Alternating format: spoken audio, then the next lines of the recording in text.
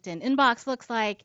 And the product talent is in high demand, not only in Silicon Valley, but all over the world. And so part of it is you have all these different opportunities and all these different choices.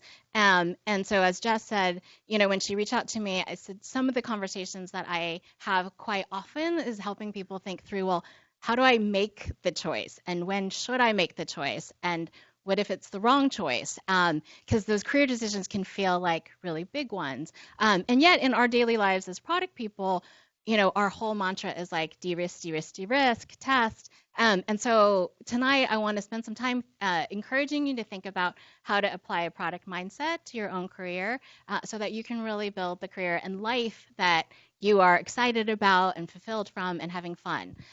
So without further ado, Jess already shared a little bit about me. So I joined the Asana board. I'm the chief customer officer at Guru, which is about 110 people and growing quickly. I teach a startup class at Stanford Business School called Startup Garage. So it's all about de-risking customer development, how to build a prototype and get feedback really quickly. But probably the most important thing to know about me, I have 3 kids, one in college, one in high school, one in junior high. So we're learning a lot together at all the different stages of life, and an awesome husband who's made it all possible. So the rest of it matters less than making sure you have time in your life for what's most important, which is family and those people that you love. So how to think about career. The best career advice that I've gotten is from a friend of mine, Dushka, who is an author, a life coach, and a great PR executive. And she does all of those, and she has fun, and she loves it. And so I asked her, how do you think about and give career advice? And she said, I only give one piece of advice, which is if you think about the game we used to play when you're little and you close your eyes and someone hid something, and then as you walked towards it, they'd say, warmer, warmer, hot, hot, hot. Or if you went further away from it, you would say, colder, colder, you're getting farther away. And she said, that's all. That's my career advice. Go towards what's warm and walk away from what's cold. That totally works for her as a creative, a PR exec, an author. Us product people want like frameworks, a Gantt chart, a plan, a little bit more certainty, right?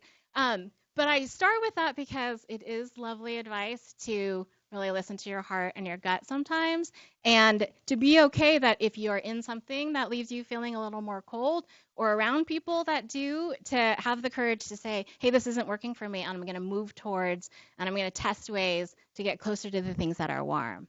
But since we are product people, I also have frameworks. I don't have any 2x2s tonight, though, which are some of my favorites. But I'm going to share a few other frameworks and ways to think about it. The first is thinking about stage, because stage of company does really matter to your product career and your product experience. And not all stage and size companies provide the same kinds of product opportunities. That doesn't mean there aren't product opportunities, but I wanted to start with stage just to set the framework of like how to think about different opportunities, as well as on the inside of a company, what do companies think about when they're hiring product people in different stages? Because I've been really privileged to be in a lot of these different companies, whether it was starting something or really early or a growth stage or scaling. And recruiting is one of my favorite things to do, whether I was in operations or in product. And so I've had lots of these conversations of like, we're looking for product people. And so I wanted to share that inside view as well as what you might be able to expect. So I'm going to cover kind of 4 stages. So really starting something as a product founder, early stage, so being the first product hire when the founders are looking to scale product. Growth stage, so what's the opportunity as a company is growing and looking to build a product company or a product team.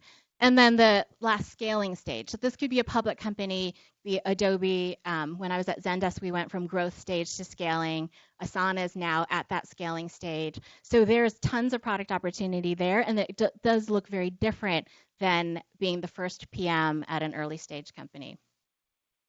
So let's dive in. So on early stage, when you're the first PM hire, and we're actually doing this search right now at Guru, we're looking for a VP of product. The 2 founders have been running all of product. This is their second startup. And It is a very unique role to be the first leader of product in a product-driven, founder-led company. And I say that because so much of it then from a company's perspective is your fit with the founder. How much do you complement them? What do you bring to the table? Because they're still going to be really involved in product. Whether they're a technical person and never had any product background, or they're a business person, the product at that stage is their baby. And so walking in knowing that is really important. It doesn't mean there's not a ton of different opportunities. I think in those cases, like if I think about the calls that we're having with the recruiting company looking for the VP right now, relevant experience, has seen some of the journey. Process is a big thing we focus on, right? One reason a product hire comes in at this point is the CEO who might be driving product can't keep driving the process anymore. She is across all the different functions, or he has to kind of dive in with customers, dive in with sales. And so they can no longer spend all the time that they want on process and engineering and provide that cadence of prioritization and making decisions. So process is a big emphasis at this point. And potential to scale. We talk about that a lot with the candidates that we're seeing. Maybe they've been at a company a stage ahead of ours, but then we really ask ourselves, is it just this next stage or is it two more stages? How much of the journey have they seen and led and built? Because obviously we want them to, we don't want to be doing this search in a year from now or 18 months from now. So those are all the insider view. For you, what is the benefit of joining at that early stage when, to be honest, there is a healthy amount of chaos and uncertainty? I think one, you get a front row seat. You are there probably sitting next to the founder. You go to the board meetings. You have visibility into every aspect of the business because it's still all centered around the product, and is the product getting adopted, and are you growing and scaling? And so that function is so critical. You make a fast impact. It's not that big a team. You may be the first product person the engineering team has worked with. Being able to help manage a process, get delivery out faster, and be close to customers is really impactful. And oftentimes, the first kind of product people spend a lot of their time with customers, and you build these deep relationships and you deeply get to understand what the pain points are, right? There's no one else. There's not a research team. There's not sometimes UX yet. Like, it's all on the product person. And you probably are also writing marketing copy and going on sales calls and doing everything else. So broadens your experience. And then and that leads to growth. And oftentimes that first product person ends up building the product team. Maybe they become the first GM of the company if it's scaling. That was something that happened at Zendesk. Our very first product manager ended up being the general manager of a couple different business units as we grew because he knew the product and the company and the team and our customers so well. So that's a way to think about that early, should I be the first or second product person working with the founder? The growth stage, I think, starts to offer some other opportunities. So if you're thinking about joining a growth stage, and this means there's product market fit already, depending on if you're a consumer or business, there could be thousands of customers. There's good growth, and the product organization now is super critical to that strategy. And that word is really important. So at the growth stage, not only should you have mastered process, but your ability to deliver on strategy, that'll come up much more in the search process, which is, can you formulate a strategy for a product, either a product or a product line, and can you articulate that? How good are you at communicating the goals, both to customers and internal stakeholders? And the opportunity for you at this stage is because, and the word growth, says it all, maybe a second product line is being built out and you can lead that. Maybe you lead and grow the core business unit, which is the big revenue driver, new markets. So all of that are opportunities when you join a growth stage. At Zendesk, that was some of the most fun opportunities for product managers, is really to come in. There's enough, there's all these customers to go talk to, there's all this data, there's all this opportunity, and a lot of it for product folks then was sort of picking and choosing where to spend time. And so from a career perspective, you also can then build a team, go spend time in another international market. All of those are excellent for career development. And then the last I would say is sort of that scale opportunity. So that's maybe going into a company that is already global, already has a somewhat of an established product team. But there's still, I would say when I was at eBay, and I would say Asana is entering this phase where, again, there are new products being launched. There are customers globally already. There might be an acquisition or two, or in the case of when I was at eBay, there was like 10 in the 5 years that I was there. We went from 1,000 people to 10,000 people, bought PayPal, bought shopping.com, bought Skype. And as a product person, you are involved in so many of those decisions because you're now outlining a strategy that says, do we build, do we buy, do we partner? And so oftentimes product managers are part of due diligence teams, they're part of closing teams, they're part of integrating. Then also they are offered the first opportunity to be the GM of a new division. And that happened time and again, both when I was at eBay, when I was at Zendesk, the conversations we have at Asana. I keep looking over here when I say Asana because Alex Hood, who runs product, is here tonight, and Katie, who leads one of our big areas in product. So I keep looking over here because they are hiring and growing, just like Adobe is. And there's all these, all we talk about at the board meetings and with the leadership team is like, who are we going to tap to go build that next thing, to go launch that new market? And if we were ever to acquire a company, who would we, place in a leadership position to carry through the culture and also really make sure it becomes part of the family? And those are the conversations when I've been on a leadership team or on a board that are really the top issues that we deal with and that we talk about. So tons of opportunity to make impact and drive metrics at that scale stage. Also, if you're earlier in your career and you think, okay, well, I'm not yet ready to run a big team or be, go launch something new just yet, that's an aspiration.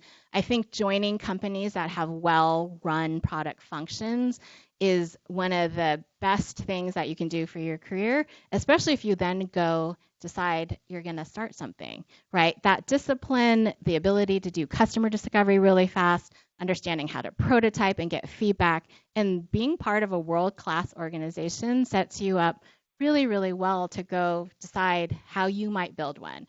And I, even earlier tonight, I got this question of like, well, how do I know if I want to start something? Because product founders actually are probably the profile that VCs like the most. People who've built product, people who understand how to work with customers, people who understand how to work with and recruit an engineering team and really motivate a team to deliver for customers. I would say a few things on that. So the framework's a little different because it's not someone hiring you, it's you making the decision. I think, the most important is it a problem that you're deeply passionate about, whether it's the customer, the pain point, the market. Like you have to wake up every day and want to solve that problem because there's a lot of ups and downs. It's an unbelievable learning experience. But it might sound a little trite to say like the highs are high and the lows are low, and they actually also often happen in the same 15-minute period for most entrepreneurs, and like 10 times in a day because there's so much uncertainty and all the decisions are on your shoulder. So if you're thinking about doing it, I think there's no better place to do it than in Silicon Valley. There's no better way to do it than as a product person because you've got all the foundational skills that a lot of non-product founders, it's very painful learning process to learn customer development, to learn prototyping, to de-risk all of that and fundraise and recruit a team. So you definitely have an advantage. But I would just say before you do it, make sure you're in love with the problem and the customer, would be my advice. So that's sort of stages. The next theme I want to talk about is in thinking about your career is how much learning matters. All right. I think if there's one thing you really think about in terms of each new opportunity, I would challenge you to ask yourself, am I learning and growing? Am I able to apply the things I've learned before in a new environment, in a new setting, and make an impact? Because learning really ends up being the thing that stands out. It's like a macro theme of exceptional product leaders. I think in all the interview processes I've been a part of, whether it's hiring a junior PM to hiring an SVP of product, I think it's all about the person's approach to learning. Are they curious? Not just curious about product and software. The best people are super curious about everything in life. Like you'll find that they have the most interesting outside habits or hobbies, right? They're beekeepers, they're brewing something in their garage, and they haven't exploded their garage, even though they're brewing something. They fix up cars and go race them on the weekend. They're just deeply curious about like how the world works.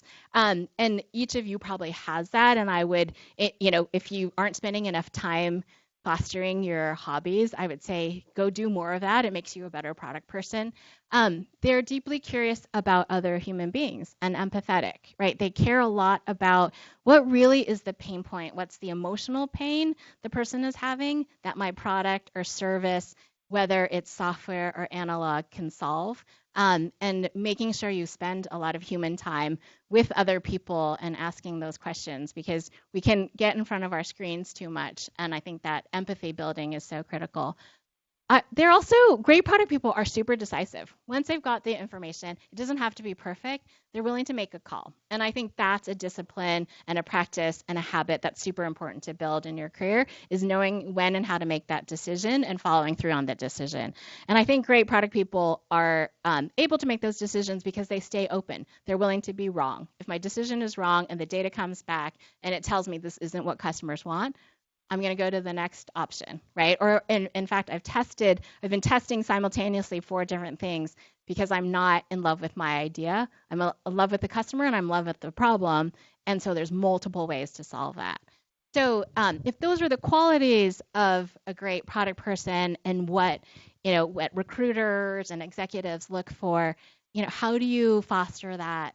And how do you make sure you're investing in that? And how do you apply that learning mindset to your career?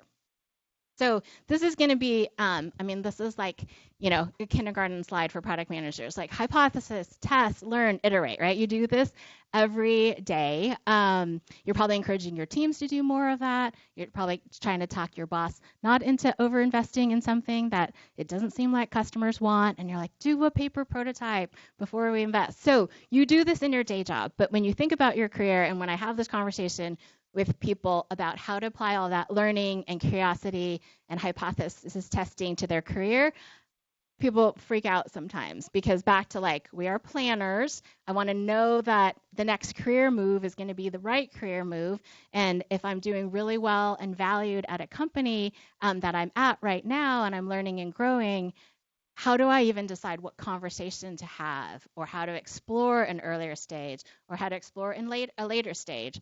So my proposal to you is take this same process and apply it to your career and career decisions. And you're going to ask me how. I knew you're going to ask me, well, how do I do that, Anne? That sounds like super easy with software and super hard with careers, because you can't just like test applying to a job and decide, is that right or not? So 3 ideas for you. One is be an advisor.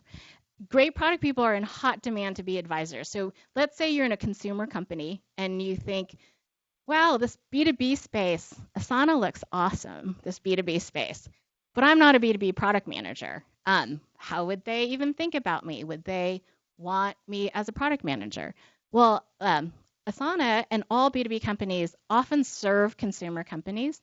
They are, they really want to understand the mindset of the consumer buyer within a fast growth. Let's say you're in retail. How do you think about the systems that your employees use to manage projects, to meet customer service needs, to run IT, right? Like, you're a customer. So as a customer leading product within a target customer of a B2B company, you're an incredible advisor to the product team. And it's a great way to, 1, learn more about the product, and 2, learn, would I want to wake up every day and go solve a B2B challenge? And also, like, how do you bring the consumer mindset? Increasingly B2B software is all about the funnel and acquisition and conversion. So there's a lot of pattern recognition between the two. But a way to de-risk it before you're like, okay, well, all I know is e-commerce.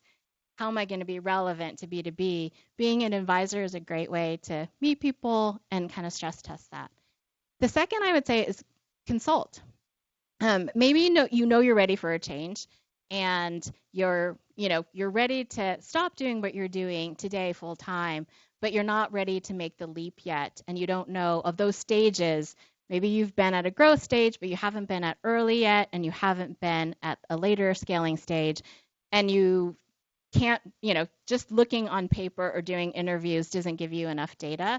I have a friend who was a product leader at Optimizely. I worked with her at SurveyMonkey. She did a stint in VC. She has a backlog of consulting opportunities as a product leader.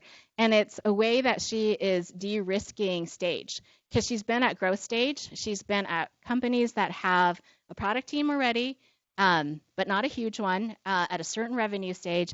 And she has no idea, is it going to work for me to be the first person working with a founder? She also is kind of nervous about a big public company, and not sure she's the right culture fit. So she's just doing a whole bunch of consulting projects. And each one, not only is she delivering and getting to know the customer and getting to know the product team and who she'd work with, she's using it as a lens to go inside a company and decide, can I just be the first product person sitting next to a founder? Am I super excited about that, or is it going to drive me nuts? Can I walk in every day to a bigger company where lots of people don't know each other and there's multiple campuses around the world? How does that feel for me? And she's using this process to de-risk it. And then the last I would say, especially on do you want to start something, is prototype it. Use your prototyping skills. Do something on the side. I have lots of people who are product friends who think they want to be an entrepreneur, but it's a big risk. We have bills to pay, mortgages, might be raising kids. So how do you de-risk it? And some of it is just spending some time on the side, building a prototype, getting feedback. Don't quit your day job. And you will get a lot of feedback pretty quickly on both for yourself and for your product on, is there a there? A friend of mine, one of her best friends, who's a great product person, she just told me, he quit his day job because his candy empire online that he was running on the side has grown so big that it's making more, if he quits his day job and runs his online candy business that's gone global, it'll be it generates more revenue and more income for him than continuing to be a product manager. But it literally was something he was like, there's all these candy brands that I can't find or I can't find them and get them shipped to me immediately, meaning in less than either the same day or the next day. And he went and built this, and so now he's running a candy empire. I thought that was just the best story ever. So apply that test hypothesis so that you can learn and de-risk. And then I'm going to end on my favorite topic, which is people matter. If the single most probably impactful thing for me in each of these job opportunities that I've had is who is around me. And if you all think about your day-to-day and the experiences that have been wonderful and rewarding and fulfilling and the ones that have been draining, I would guess that a good amount of it has to do with who was around you, and what the culture was like and what the values. So first that starts with you and understanding who you are and what matters. Has anybody read the book Designing Your Life? Anyone? Just one. Okay. My one book recommendation. I might have two in the Q&A, but my one right now is Designing Your Life. It's a class that two Stanford professors developed for undergrads, and it is applying design thinking, human-centered design, testing to your own life, not just career, but to your own life. And they talk about taking stock and evaluating four things: your work, how fulfilling it is; play, do you have enough time for the things that you really love and you would do no matter what for fun; love, are the important people in your life, how close are you to them, how deep are those relationships, are you spending enough time there; and your health. And so I would say before you make big career decisions, I've had a lot of people come to me and say gosh, if I just got that next job, if I got promoted, if I was in the right company, everything would be better. I'm just going to say from, my own experience and being part of lots of great people's lives, that often is not the silver bullet. Like if you don't start with yourself and how healthy you are on these four fronts, it's very hard to evaluate the next opportunity and make sure it fulfills all the aspects of what's important to your life. So the people part starts with you and you understanding and being honest with yourself on how you're doing on these and what your aspirations are. And the Designing Your Life book gives all kinds of good tips on measuring that and assessing that, and then testing ways to improve the ones that maybe not where you want them to be. Then if you do that, then you can be on the lookout for that company or idea with purpose, the values fit with people, a leader, a manager, a founder, a colleague, the culture, like how are decisions made? How do people treat each other? How does that fit with what you were looking for in your life? And then balance. Does it afford you enough time and space? And in fact, is it encouraged for you to spend time with the people that you love, for you to spend time learning how to be a beekeeper or making sure that home brew is palatable. That's like step one, palatable. Step two, your friends actually ask you for more. Step three, there might be a microbrew side business for you. But you need to have enough time in your life to do that and a place that supports you. And then I would say you need to have a couple important people in your life. People always talk about do you have a mentor? And just going to challenge that a little. I think it's really hard to find one person or a couple people who can answer everything. Again, just like building a prototype and testing, I like having a few different people to go to. The first I would say is a role model, someone that they don't have to be a big exec or someone super impressive. They could just be someone that's doing something you find is super interesting.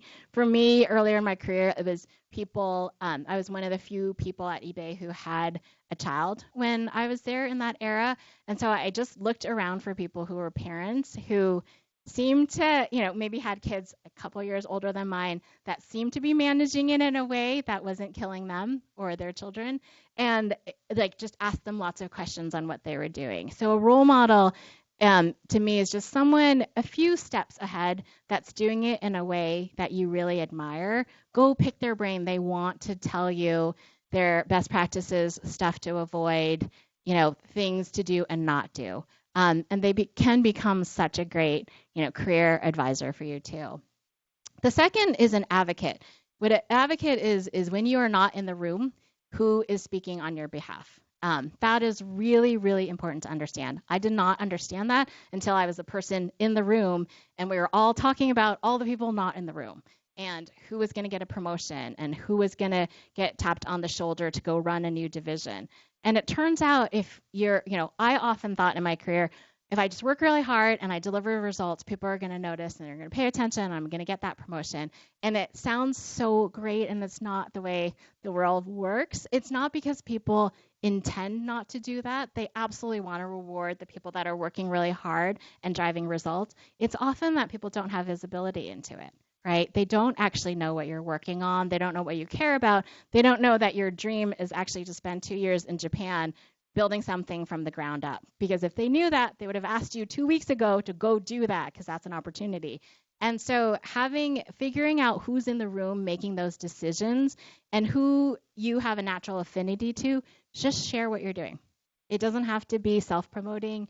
It can be an exchange of knowledge and ideas. It could just be reaching out to that person and saying, hey, I totally admire how you're leading, this part of the company. I would love to spend more time with you. I'd love to share with you what's important to me and some things I'm doing. I would love to get your feedback on what I'm doing. But having people in that room who are speaking for you is absolutely critical. And then the last is a coach. All professional sports players, top CEOs, people who are at the top of their game have a coach or multiple coaches. And what I mean by that, it could be someone that you do hire as a career coach. It could be someone that you've worked for that you really trust their advice. But that's what it is someone who's super honest with you.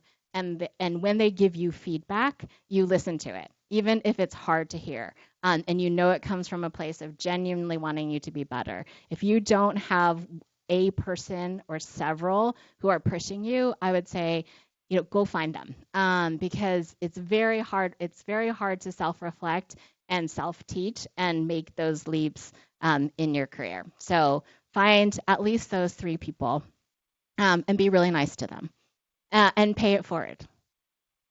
So okay, I'm going to do a quick round because I think I've gone over my original allotted slide time. Lessons that I've lived. Take the recruiter call. I say this because, again, lots of times I hear people say, I'm too busy, I'm not looking. See it as just discovery.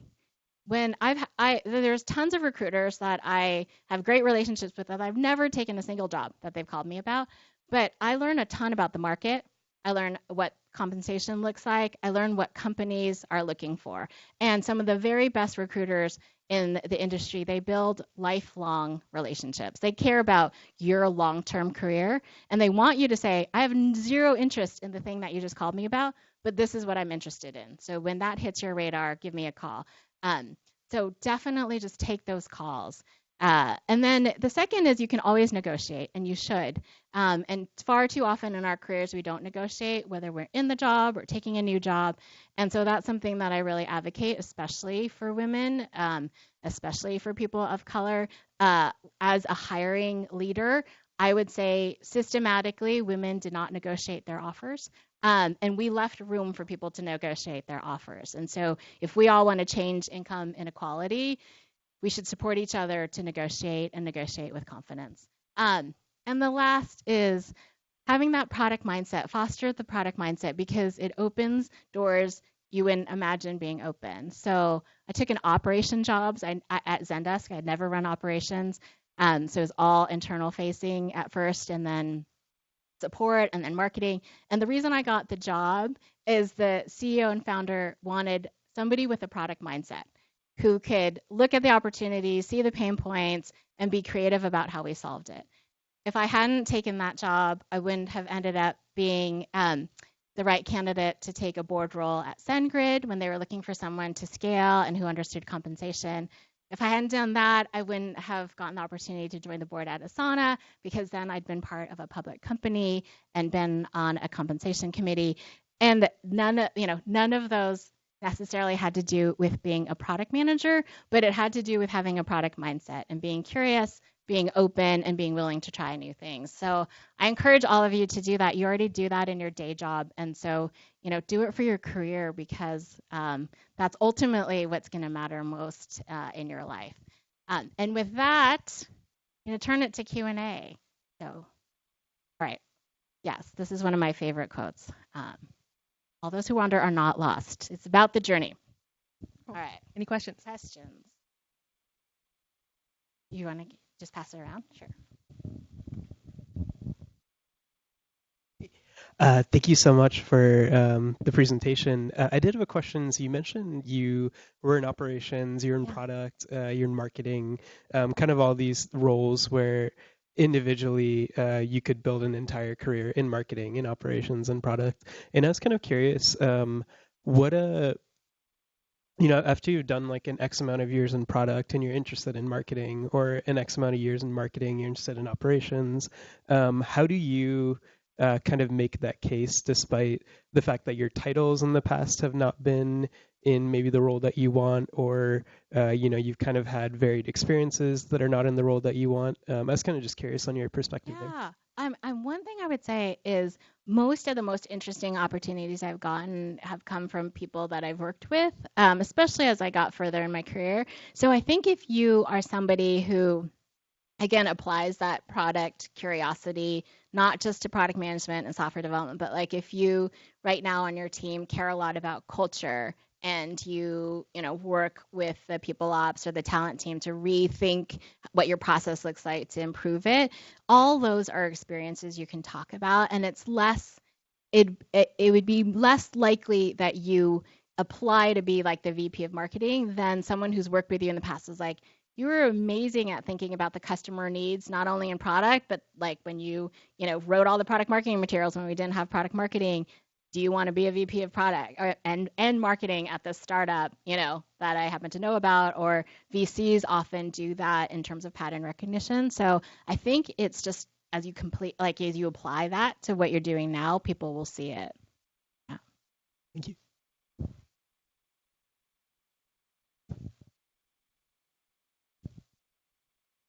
Hi. So my question is related to advocacy. So I'm again also one of those people who understand the importance of having an advocate, but also like a hard worker, where I'm still like as a PM working around with all my stakeholders and partners in a good manner. But then I don't know what are the tips to, that I can apply in my day-to-day job other than just like making relationships and working hard with all my partners. And what indications can I get, who could be my advocate? Yeah.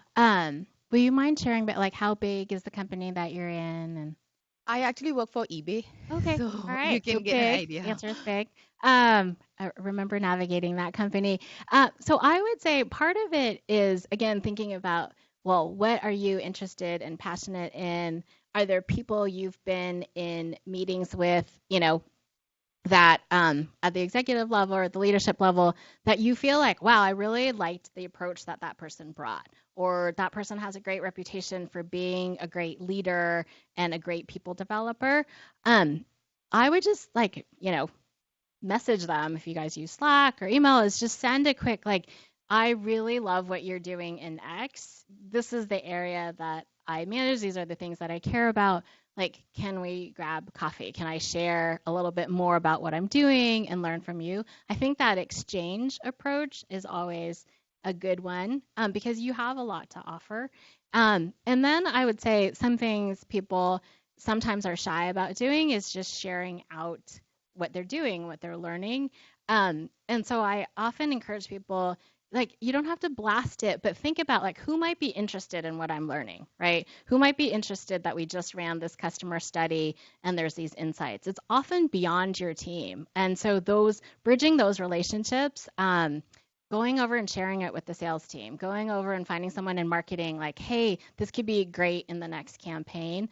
All those cross team relationships also help, like people will mention, oh, I learned something awesome, there's this great product manager who actually is driving this initiative, and those float into those conversations as well, and people will seek you out. Or a crisper way to say it is like, I think people who know how to bridge those relationships and are great in the gray zone, because so much work gets done in the gray zone between teams, right? The biggest pain points in companies are cross-functional, and so the people who are awesome at being the glue, are often the people that are, highlighted and pointed out. Thanks, that's good to know. Sure.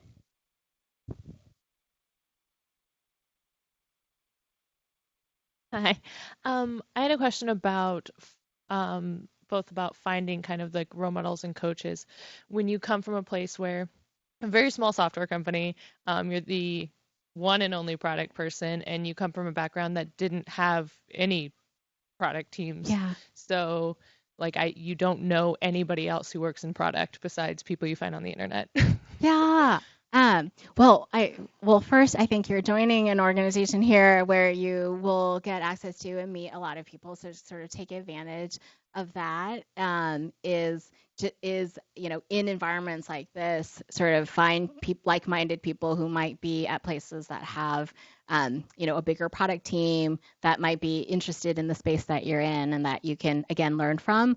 I also think there's a lot of good like product training organizations and resources out there. One I like a lot is Silicon Valley Product Group. They do a lot of day-long trainings or team-based trainings. And again, those are both ways to, if product isn't a big discipline at your company yet, to feel like you're getting that discipline, but then also to meet other great people. And typically maybe like outside of Valley, because I'm in Sacramento actually. Okay. So Yeah. 2 hour for a happy hour in San Francisco Is a lot of driving for networking. I do think some of like some of these courses offer like an online version as well as ways then to follow up. It's the context, right? Just sort of scrolling through LinkedIn and cold messaging people is probably not what we want to spend our time doing. But I would say like it's also asking for introductions. So for the people that you meet here tonight who are then connected a degree away, those warm introductions often go a long way too. So just some ideas.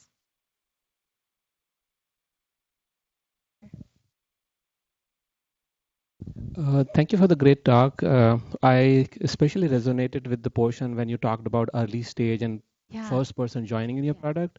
So can you talk about a little bit like when someone is on a kind of a bifurcation when the decision what we have to make is that whether we are ambitious and we want to join as a first product person in a company versus 9 to 5, and we see that there are sacrifices and pay cut involved joining an early stage company versus grass is green on the other side, all your friends are having fun. How do you reconcile between ambition versus 9 to 5 as your first product person in early stage of your career? Yeah, I would say one thing is that and there are more repeat founders now or founders who it's not their ambition to create a place that's like everyone lives there and eats all their meals there and sleeps under their table. Like I actually think that I think evolved founders understand, one, that's not sustainable, and two, talented people have tons of options, right? So I actually find that there are more startups, especially started by second or third time founders, where balance. So part of it is like pay attention to both what they say and then how they act. So in terms of like the de-risking, if you're talking to an early stage company, ask to spend time with them. Join a sprint meeting, join a town hall, like really get a feel for outside of the interview process, what's it really like there? And I think you can get a better sense of how important balance and investing in people's lives outside of work is. So I would just say that because I don't think it's black or white. Like, stability equals giant company, adventure and impact and upside equals startup, but no life. Like I actually think, we should aspire to have more early and growth stage companies that are super sustainable. Because that's to me, that's like a false choice that we force people to make. Because life outside of work makes us better at work. So one is sort of do due diligence on the company, on the culture, and de-risk it. And then the other is just, again, thinking about for that next move in your career, what do you want to get out of it? What learning, what impact, and then of these choices, which one best fits, that aspiration for the next leg of the journey? Okay. Hi, thanks for the talk. Oh, you're welcome. I was gonna ask, what are your views on the specialist versus generalist kind of axis, and how do you map that to kind of your framework? Yeah, that's a great question. So I I think a lot depends on potentially the space you're in. Like I would say there are some spaces, fintech, security, where like deep specialist expertise is incredibly critical. There's probably also times in your career where depth is really critical. But I would say like good product leaders are excellent at pattern recognition. And that comes from like that generalist view, right? Understanding what the business, excuse me,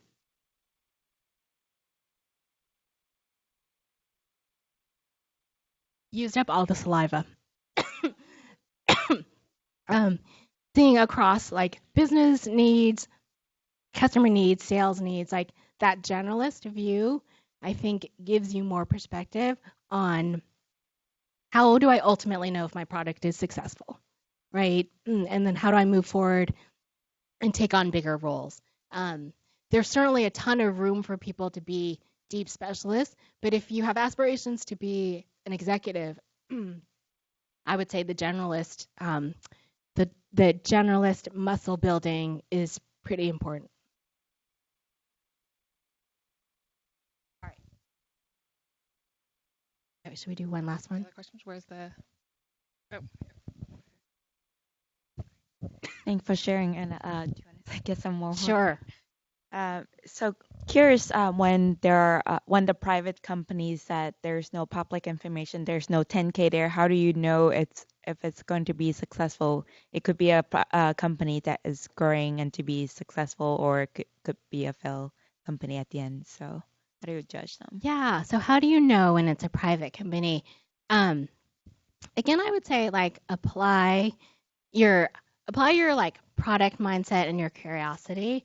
There are no guarantees, certainly of of whether a private company is going to become a long-term sustainable company. So, I wouldn't look at private companies with the lens of like, I'm trying to find my lottery ticket. I think that's not the lens to look at private and early stage. I think it is to look at impact and growth and learning and people. In terms of like, how do you get good information on de-risking? I think it's not looking at the wrong metrics. So, and one in this day and age is like how much money has been raised, because it's actually not that hard in this market to raise a lot of money. I think it's like how the founders and the leadership team makes decisions, what customers say about the product. Like the best due diligence you can do for private companies is go interview a ton of customers, become a customer. Are they raving about it? Are they telling other people about it? Those are all super positive signals that there's a there. And then really, ask to talk to people who've left the company or go find them. Why did they leave? What's the average tenure of the people that are there? There's all kinds of things that can give you much stronger signal on like, is this just a good company? It's still no guarantee like it's going to become the next big public company, but it certainly will, de-risk the parts that, then we hear about and read about like companies who've raised a ton of money and they were the next unicorn, and then it turns out it was House of Cards. I think if, it's easier to stay on the outside, but if you'd gone and asked like, what was the turnover? What did customers say? What were the real concerns? You probably would have gotten stronger signal that, there was something else going on there besides the press releases. Yeah. Last question. Thank you. My question is around the different types of product managers, like so B2B versus B2C, and say, for example, product managers who are internal facing versus customer facing. Can you just shed light on like, what are the differences? What are the skills that, product managers should have within those kind of different types of roles? And given your experience, what more light do you have to shed about those kinds of roles? Yeah, I would say based on my experiences, I don't know that there's like tremendous I don't know that there's tremendous difference in what makes you a great product manager in those roles. I think the difference for you as a product manager is who you spend time, like whose problem you're solving, right? So let's take B2B versus B2C. Again, depending on the kind of B2B company that you're in, you probably have a wider range of customers you're interviewing. You have the end user who's using your product. You have to understand who the buyer is. You have to understand who the decision makers are, because they're not always the same person, right? If you're building a consumer product, a lot of your customer development is just that person. Like, are they going to take their wallet out and buy something I'm selling to them? And they're both the user, the buyer, the decision maker, all in one person, versus like as a product manager at Asana or at Zendesk, you tend to be interviewing a lot of different stakeholders. Your product still has to work for the person who lives in it, but you have to understand their relationship to other decision makers. I would say that's the same thing with then if you're an internal product manager, is like, are you excited to build stuff for internal stakeholders and employees and really delve into their pain points? But the best product managers are just like, love their customers, love that particular problem, want to keep testing and iterating, and getting positive feedback on what they're building. Yeah. Thank you so much, Anne. Yeah, you're welcome. Thanks again Give her a for round of spending your applause. evening with me. I appreciate it.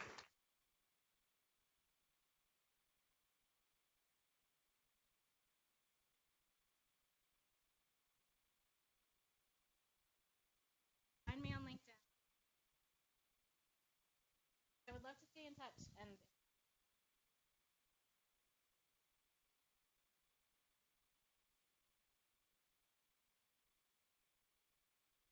Great. Yes, shout outs. By the way, Anne, what was the other book recommendation? 15 Commitments of Conscious Leadership. Cool, so shout outs. Does anybody have a shout out?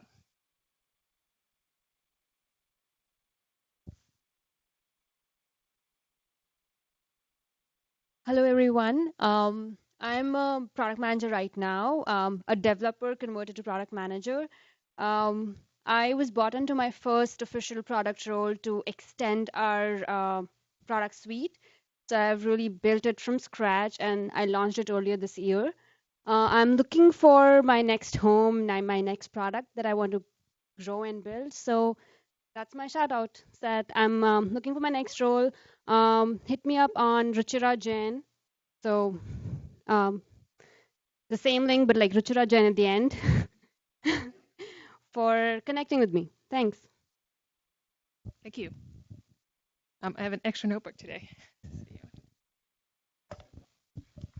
Hi everyone, I'm Priya Gupta. I'm a recent MBA graduate, just graduated from UW-Madison, Wisconsin School of Business. I'm looking for full-time product management opportunities, and I took my first step as a product manager last summer when I interned at eBay. It was a great experience, totally loved it, and now I'm looking for the next step, looking for more opportunities. And yeah, you can reach me out at Priya Gupta 4 is my um, keyword. Would love to connect, would love to learn from all of you. You are the product leaders, yeah, have been in the Bay Area, in the Silicon Valley, and I would love to connect from all of you. Thank you.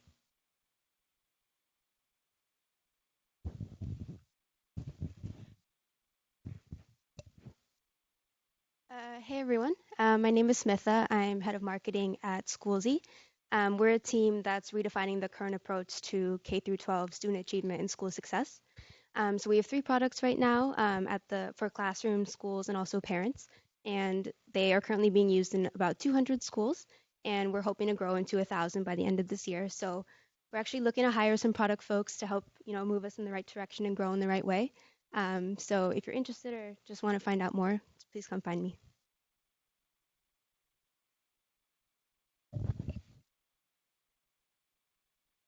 Hi everyone, my name is Shilpa Mohanty. I'm a product manager at Braintree, PayPal, and we're hiring a few product managers within our commerce and merchant platform teams. And we're also hosting a Women in Product event at our Braintree office on June 19th. So please keep your schedules open in case you're available and come join us and learn more about Braintree. Thank you. Hello, my name is Brian Halligan, and I'm a co-founder of a new startup that we launched our beta version on iOS and Android on Saturday called Troop, T-R-U-P-E. I designed the product. I have no kind of formal training whatsoever, but I have an affinity I'm a fine artist as well, and so I have an aptitude to creativity and things like that. But so I'd be more than happy for any of you to have a look at the product. It's on the platforms. Give me your feedback. And look, if there's just some general feedback, there could be some consulting there. trupe.com, and we'll take it from there. Thanks indeed.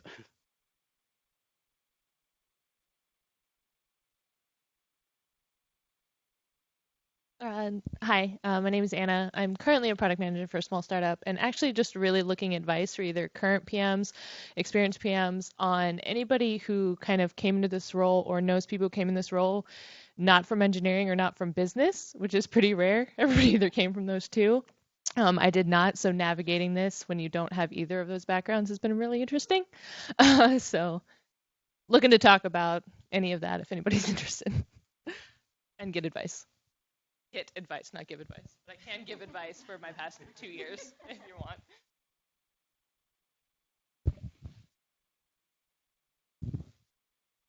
So just to quickly introduce myself, my name's Ben Meadowcroft. I'm a director of product management at a company called Rubrik. So we're based up in Palo Alto, well-funded late-stage startup, hiring product managers, product designers. Go to rubrik.com, careers, we've got listings there. If anything's interesting, let me know, but definitely looking for good, talented people to join the team. Thanks. Any others?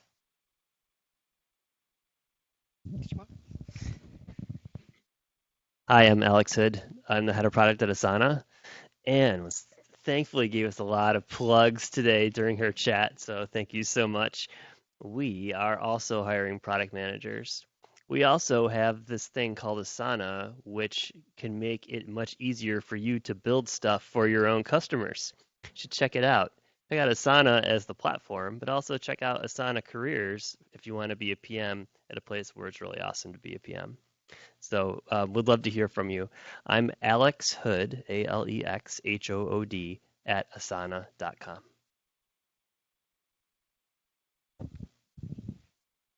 Great. Well, thank you guys so much. And thank you again to Anne for coming. We have, again, as I mentioned, we have the space for another 40 minutes or so. So please, reach out to the folks who had shout outs. We have the space to sort of network after this. Thank you again. Next month, so we basically do this talk once a month, the first Wednesday of every month. Next month, we have a Lyft product leader coming. His name is Archie Abrams, and he'll be talking a lot about what he thinks makes great products. Thank you very much.